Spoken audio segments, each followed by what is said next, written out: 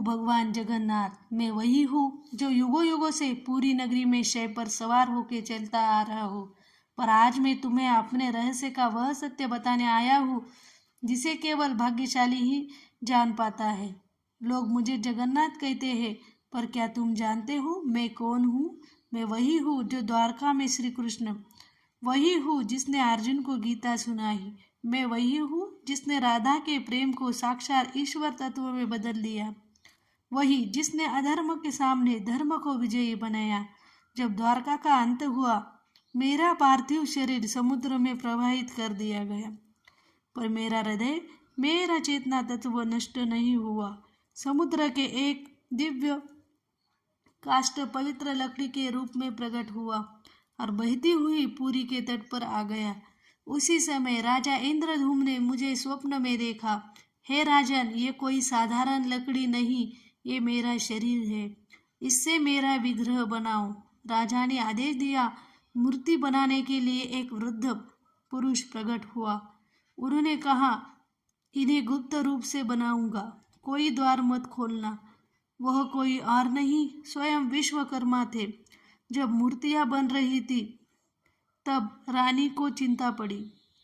द्वार खुलवाया गया, मूर्तियां अधूरी थी, मेरा हाथ नहीं था, मेरे चरण नहीं थे, पर तभी आकाशवाणी हुई, यही मेरा विराट रूप है, यही मेरा जगन्नाथ स्वरूप है, जहाँ मैं हर सीमा से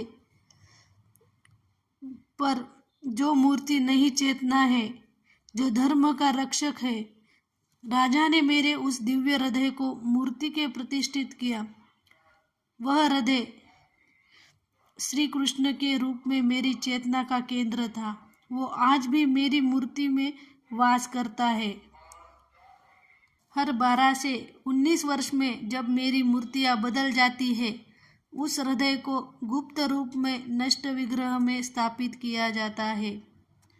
कोई उसे देख नहीं सकता, कोई उसका वर्णन नहीं कर सकता, क्योंकि वह हृदय भौतिक नहीं, दिव्य है।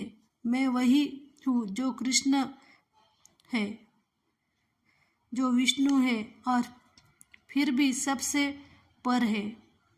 मेरी आंखें गोल है क्योंकि मैं हर दिशा में देखता हूँ। जब मैं अपने भाई बलभद्र और बहन सुभद्रा के साथ रथ पर सवार होता हूँ तो वह यात्रा कोई उत्सव नहीं, वो क्षण है जब मैं मंदिर से निकलकर भक्तों के हृदय तक पहुँचता हूँ। जब तुम मुझे सच्चे हृदय से पुकारोगे, ओम नमो भगवते जगन्नाथाय, तो तुम पाओगे कि मैं तुमसे कभी दूर नहीं था। मैं वही था, तुम्हारे भीतर, तुम्हारी चेतना में,